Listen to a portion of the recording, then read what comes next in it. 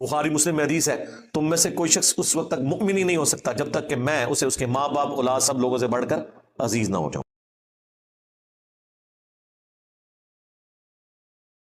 ہمارے سب کانٹیننٹ یعنی انڈیا، پاکستان اور بنگلہ دیش کی سوسائٹی میں 27 رجب کو معراج النبی صلی اللہ علیہ وآلہ وسلم کے مبارک دن کے طور پر منایا جاتا ہے۔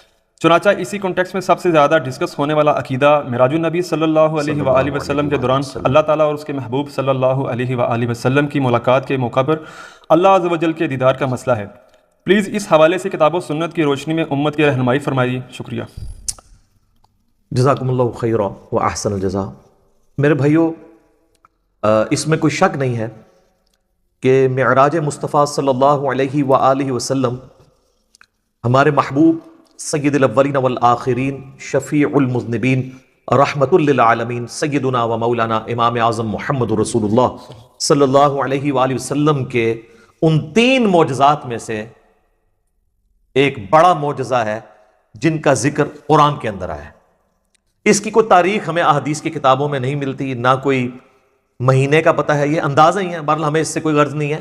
اگر کوئی سمجھتا ہے کہ معراج کا مہینہ ہے اور 27ویں رات ہے اور اس اعتبار سے اس مہینے کے اندر اس واقعے کو یاد کیا جاتا ہے تو اس میں کوئی ایسا مسئلہ نہیں ہے، بشرطے کہ اس میں قرآن و سنت سے جو چیزیں ثابت ہیں وہ بیان کی جائیں، قصے کہانیاں بیان نہ کی جائیں جو اکثر قصے اور کہانیاں بیان کی جاتی ہیں۔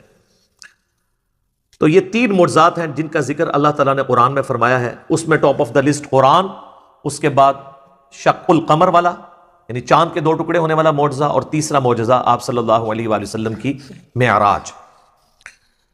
یہ یاد رکھیے گا میرے بھائیو، الاسراء والمعراج یہ پیورلی آپ صلی اللہ علیہ وآلہ وسلم کا جسمانی پلس روحانی سفر ہے۔ یہ کوئی خواب کا واقعہ نہیں ہے، کوئی روحانی ایکسپیرینس نہیں ہے۔ اگر یہ خواب کا واقعہ ہوتا تو کفار مکہ کو بھی ماننے میں آر نہ ہوتی۔ خواب میں تو بہت کچھ انسان دیکھ لیتا ہے، تو یہ جسمانی پلس روحانی ایکسپیرینس ہے۔ اور اس کے ساتھ یہ بھی یاد رکھنا ہے کہ اس کا موڈ برزخی ہے، یعنی اس کو اس دن کوئی دیکھ کے آبزرو نہیں کر سکتا تھا، الا یہ کہ اللہ نے کوئی ایک خاص منظر کسی کو دکھا دیا، وہ الگ بات۔ ورنہ یروشلم میں آلموسٹ 1 لاکھ کے قریب انبیاء جمع ہوئے، صحیح مسلم میں آتا ہے، یہاں تک کہ آپ صلی اللہ علیہ وآلہ وسلم نے فرمایا کہ مجھے جبرائیل علیہ السلام نے تمام نبیوں کا امام بھی وہاں پر بنایا۔ میرے بھائی، ہمارے شہر میں 1 لاکھ بندہ جمع ہو جائے رات کے وقت تو تھرتھلی پڑ جائے گی، اور اس زمانے کے اندر لیکن کسی نے وہ منظر دیکھا نہیں ہے، وہ ان سین بیریئر تھا۔ صحیح بخاری میں انٹرنیشنل نمبر ہے 3887، ڈیٹیلڈ حدیث ہے پوری واقعہ معراج کی، جس میں الاسراء زمینی سفر بھی ہے، آسمانی سفر، ہر آسمان پہ کس کس پیغمبر سے ملاقات ہوئی، 5 نمازیں دی گئیں، یہ ساری کی ساری 50 سے 5 ہوئی، حضرت موسیٰ علیہ السلام کے ساتھ ملاقاتیں ہوئی، یہ پوری صحیح بخاری میں انٹرنیشنل نمبر ہے 3887، اور سر صحیح مسلم 37 احادیث کنزیکٹیو ہیں۔ شروع میں پہلی جلد کے اندر انٹرنیشنل نمبر کے مطابق 411 سے لے کر 447، 411 سے 447 صرف واقعہ معراج کے اوپر، الاسراء والمعراج۔ اچھا، وہاں پہ بھی آپ کو ہیڈنگ مل جائے گی، الاسراء والمعراج، رات کا سفر اور آسمانوں کا سفر۔ اور مشکات میں اگر آپ نے پڑھنا ہے تو تیسری جلد میں آپ کو 5862 سے 5867 تک مسلسل 6 احادیث اس حوالے سے مل جائیں گی جو واقعہ معراج سے ریلیٹڈ ہے، لیکن ظاہر ہے کہ کچھ سکپ بھی ہوئی ہیں، تو وہ آپ صحیح مسلم کا وہ چیپٹر پڑھ لیں 411 سے 447 تک۔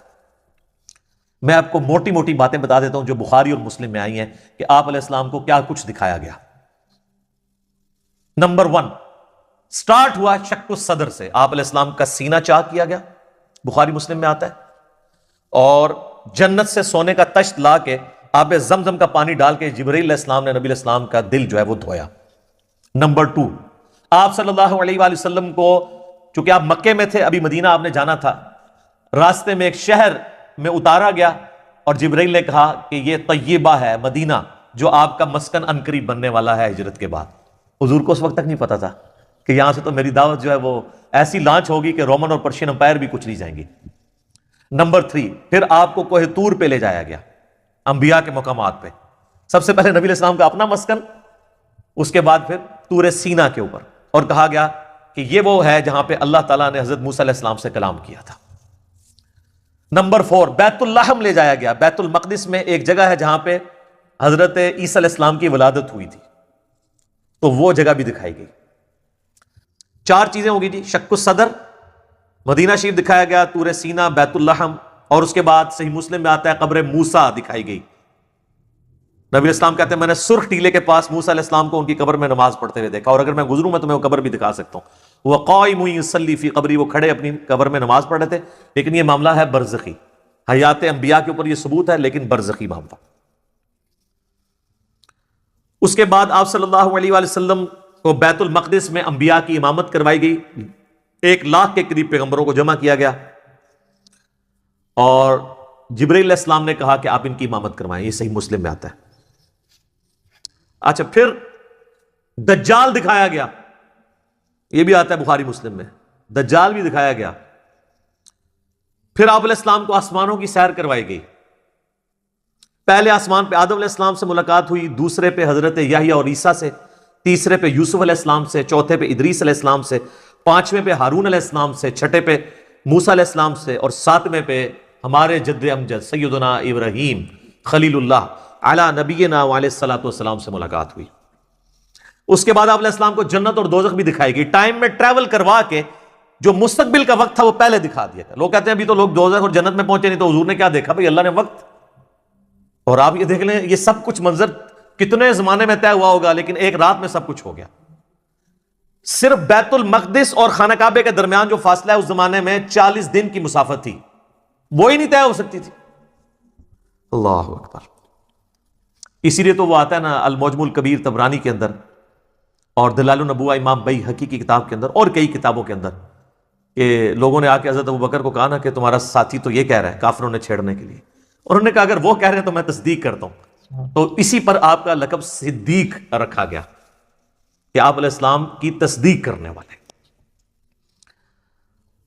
اس کے بعد بیت المعمور دکھایا گیا، بخاری مسلم میں آتا ہے. 7ویں آسمان کے اوپر اسی خانہ کعبہ کی سیدھ میں ایک گھر ہے جس کا طواف فرشتے کرتے ہیں، بیت المعمور، وہ دکھایا گیا. اور سب سے بڑھ کے آپ کو سدرۃ المنتہا تک لے جایا گیا. یہ آخری حد ہے. زمین سے جتنی مخلوقات ہیں یا فرشتے ہیں وہ بھی سدرۃ المنتہا سے آگے نہیں جا سکتے. اس کا نام ہی ہے انتہا، مخلوق کی انتہا ہے. باقی لوگوں نے آگے کہانیاں بنا لی ہیں کہ جی نبی علیہ السلام سدرۃ المنتہا سے بھی آگے چلے گئے. بالکل جھوٹ ہے.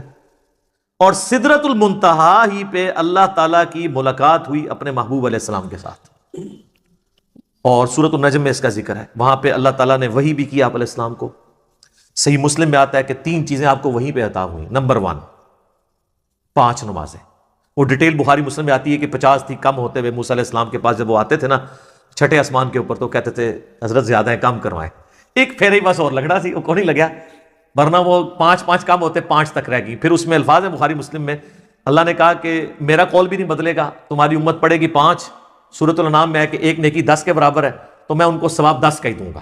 ایک کے بدلے 10 کا، تو نمازیں 50 کا ہی ثواب ملے گا 5 کے گیز میں. دوسرا تحفہ دیا گیا سورۃ البقرہ کی آخری 2 آیات. صحیح مسلم میں آتا ہے آمن الرسول بما انزل الیہ من ربہ والمؤمنون.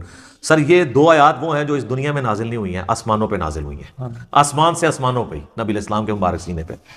اور صحیح مسلم میں آتا ہے کہ تیسری چیز جو آپ کو دی گئی کہ آپ کا جو کوئی امتی شرک نہیں کرے گا نا میں اسے معاف کر دوں گا.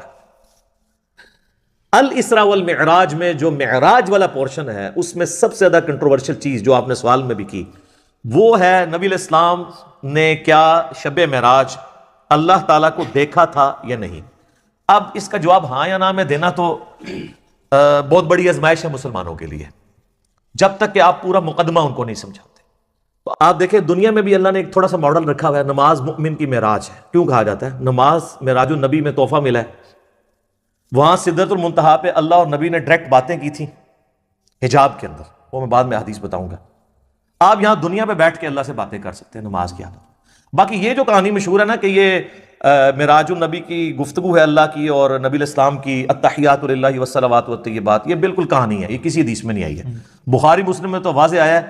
صحابہ کرام کہتے ہیں رسول اللہ صلی اللہ علیہ وآلہ وسلم نماز کا تشہد ہمیں قرآن کی طرح سکھاتے تھے. ابن مسعود کہتے ہیں کہ میرے ہاتھ کو نبی علیہ السلام نے اپنے دونوں مبارک ہاتھوں میں لے کے مجھے یہ سکھایا تھا التحیات للہ والصلوات والطیبات. تو یہ نبی علیہ السلام نے سکھایا ہوا ہے، اس کا معراج کے ساتھ کوئی تعلق نہیں ہے. یہ کہانی ہے جو آپ بچپن سے سارے سنتے ہیں.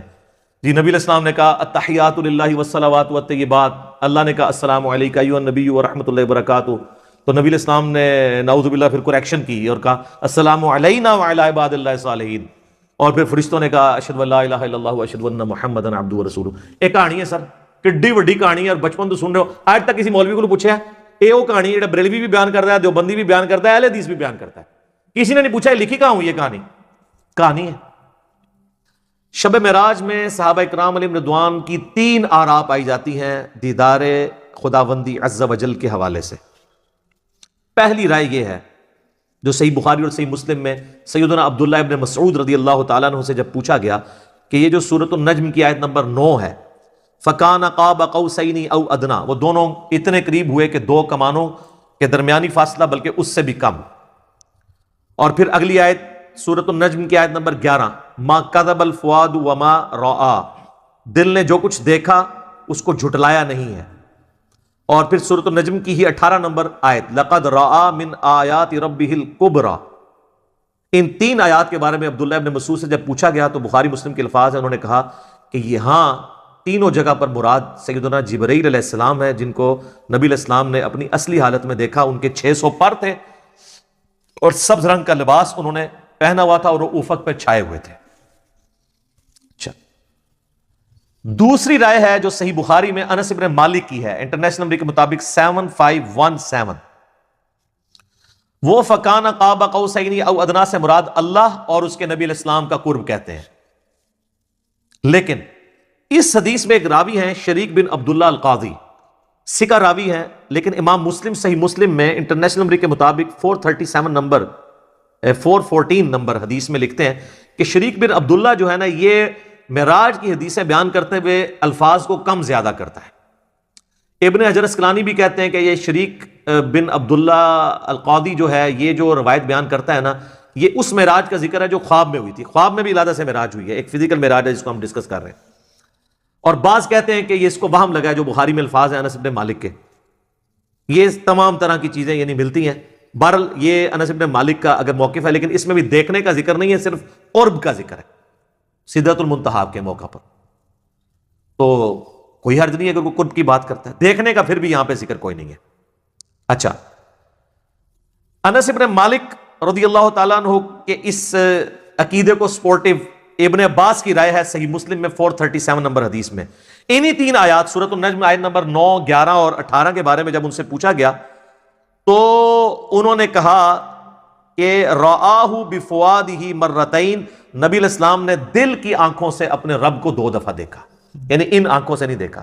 اور ابن عباس وہی ہیں جن کے بارے میں صحیح بخاری میں ہم پہلے سن چکے، وہ کہتے ہیں کہ واقعہ معراج جو ہے یہ آنکھوں کا ایکسپیرینس ہے، لہذا وہ آنکھوں کا ایکسپیرینس ماننے کے باوجود دل سے دیدار کی بات کر رہے ہیں، تو دل سے دیدار خواب کی حالت میں ہے، یہ اس کی بات کر رہے ہیں۔ واقعہ معراج والی میں بھی اگر کریں گے تو دل سے دیکھنے سے مراد کیا ہے، پھر وہ اس کو سپورٹنگ اگلی حدیثیں آئیں گی سیدنا ابو ذر غفاری والی۔ لیکن یہاں پہ میں ایک حدیث بتاؤں، جامعہ ترمذی میں بھی مشکات میں بھی ہے کہ ابن عباس نے کہا لقد را محمد ربہ، بے شک محمد نے اپنے رب کو دیکھا۔ تو اکرمہ نے کہا کہ حضرت سورۃ الانعام کی آیت نمبر 103 ہے لا تدرکہ الابصار، اللہ کو تو آنکھیں دیکھ نہیں سکتی، تو آپ ہمیں کہہ رہے ہیں کہ نبی علیہ السلام نے اللہ کو دیکھا۔ تو فرمایا کہ یہ اس وقت ہے جب اللہ تعالیٰ اپنے نور کے ساتھ تجلی فرمائے، یہاں دیکھنے سے مراد دل سے دیکھنا ہے، تو وہ تو دل سے دیکھنا خواب میں دیکھنا جو ترمذی سے بیان کر دیا۔ تو ابن عباس بھی یہ مانتے ہیں کہ اللہ تعالیٰ کی جو نورانی تجلی، جو اللہ تعالیٰ کی ذات ہے، اس کو نبی علیہ السلام نے نہیں دیکھا۔ بعض لوگ ان حدیثوں سے سہارا لیتے ہیں لیکن اس کی ایکسپلینیشن اسی میں موجود ہے۔ پھر صحیح مسلم میں ایک حدیث ہے 443، ابو ذر غفاری کہتے ہیں کہ میں نے رسول اللہ سے پوچھا کہ نبی علیہ السلام یہ بتائیے کہ کیا آپ نے معراج میں اپنے رب کو دیکھا تھا؟ تو سر اب آپ لوگ بھی مان جائیں، رسول اللہ نے فرمایا کہ میں رب کو کیسے دیکھ سکتا ہوں، وہ تو نور ہے۔ کلیئر ہو گیا؟ اچھا، اس سے اگلی حدیث ہے صحیح مسلم میں 444، ایک تابعی کہتے ہیں ابو ذر غفاری سے کاش میں رسول اللہ کے زمانے میں ہوتا نا تو حضور سے ایک سوال ضرور کرتا۔ تو ابو ذر غفاری نے کہا کون سا سوال؟ اس نے کہا میں نے حضور سے پوچھنا تھا کہ یا رسول اللہ آپ نے شب معراج اللہ کو دیکھا ہے کہ نہیں؟ اس سے کم از کم یہ تو کلیئر ہوا کہ صحابہ کے زمانے میں بھی یہ بحثیں چلتی تھی، لہٰذا یہ آج کل جو ان باتوں میں کتاب و سنت بیان کرتے ہیں تو اس کو یہ صوفی ٹائپ لوگ کہتے ہیں، یہ لوگ جو ہیں یہ وہابی ہیں، یہ گستاخ ہیں، یہ حضور کی کمزوریاں تلاش کرتے ہیں، ان کے لیے بہت بڑی پھکی ہے کہ یہ سارے پھر اس زمانے میں موجود تھے. تابعین کہہ رہے ہیں ابو ذر غفاری کو کہ ہم حضور کے زمانے میں ہوتے نا تو حضور سے پوچھتے کہ یا رسول اللہ آپ نے، اس کا مطلب تابعین کو صحابہ نے یہ عقیدہ نہیں بتایا. Point to be noted. تو ابو ذر غفاری نے کہا او بچے تو نے کیا پوچھنا ہے، میں خود پوچھ چکا ہوں حضور سے. اچھا، تو وہ کہتے ہیں میں نے جب رسول اللہ سے پوچھا تھا تو آپ علیہ السلام نے فرمایا کہ میں نے شب معراج ایک نور دیکھا تھا. یہ نہیں کہا، سوال ہو رہا ہے کہ کیا آپ نے اللہ کو دیکھا تھا، تو جواب میں ہونا چاہیے تھا ہاں میں نے اللہ کو دیکھا. جواب کیا دیا؟ میں نے ایک نور کو دیکھا تھا. ابو ذر غفاری کہہ رہے ہیں کہ حضور نے مجھے یہ جواب دیا. اس کی ایکسپلینیشن اس سے اگلی حدیثوں میں ہو رہی ہے. سر امام مسلم نے یقین کرے نا، وہ کہتے ہیں نا ایک سجی پھر کھبی پھر اتو پھر تلو، کنزیکٹیو حدیثاں جو 443 444 اور اس سے اگلی 445 اور پھر اس سے اگلی 446 ابو سعید خدری سے کہ نبی علیہ السلام نے فرمایا کہ اللہ کا اپنی مخلوق سے جو پردہ ہے وہ نور کا پردہ ہے، اگر وہ نور کا پردہ ہٹ جائے تو مخلوق تباہ و برباد ہو جائے، تجلی کی تاب نہیں لا سکتی. تو وہ جو آیا مسلم میں کہ میں نے نور دیکھا تھا، تو وہ کیا تھا؟